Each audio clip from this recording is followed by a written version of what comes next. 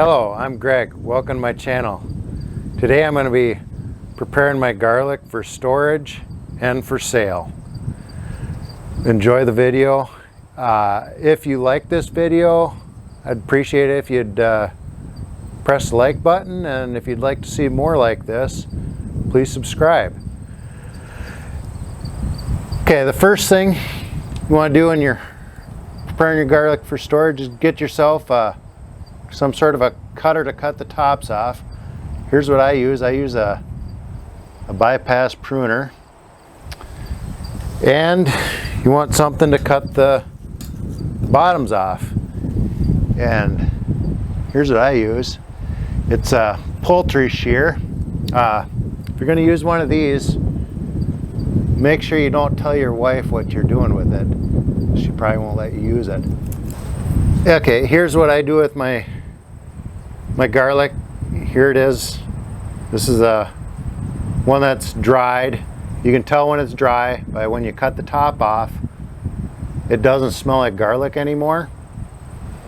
And I just go up about an inch from the top of the cloves and just cut it off. And if you're using it for yourself, this is all you really have to, the further you have to do, I just make sure there's not a lot of excess dirt.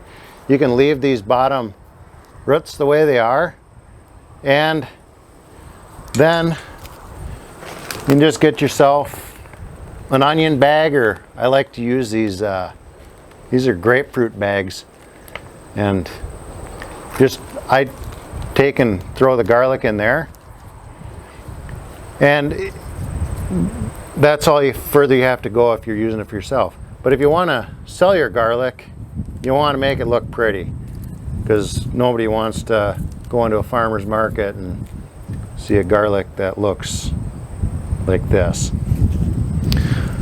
So the next step, if you're going to sell it, is you take and trim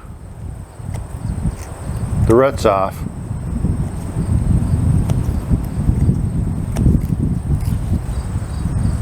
And so now that you got it all trimmed off, just clean any dirt out of the roots. And then the wrappers, I just take the loose ones off.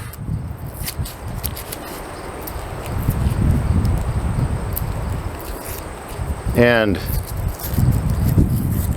depending on where you're selling, I sell mine online. I don't worry about getting all the wrappers off. I just make a disclosure that they're not going to be 100% clean. And there's a nice clean garlic. I wouldn't go any further than that. The more wrappers you take off, the more likely it's not going to store very well. And then I do the same thing with these. I just put them in a onion bag and store them until they sell. Now, as you're harvesting your garlic, this is also a good time to, if you find any bad spots in your garlic, do not store those with your other garlic. Use these for eating right away. And as you see, this one, I probably cut into it with the shovel. Before you start preparing your garlic for storage, you want to pull out any garlic that you want to plant for the next year. And I always grab the largest bulbs I can. There's some studies done that prove that the larger bulbs produce larger garlic the next year. And I've planted some of my smaller garlic, and yeah, I've gotten some pretty small garlic out of it.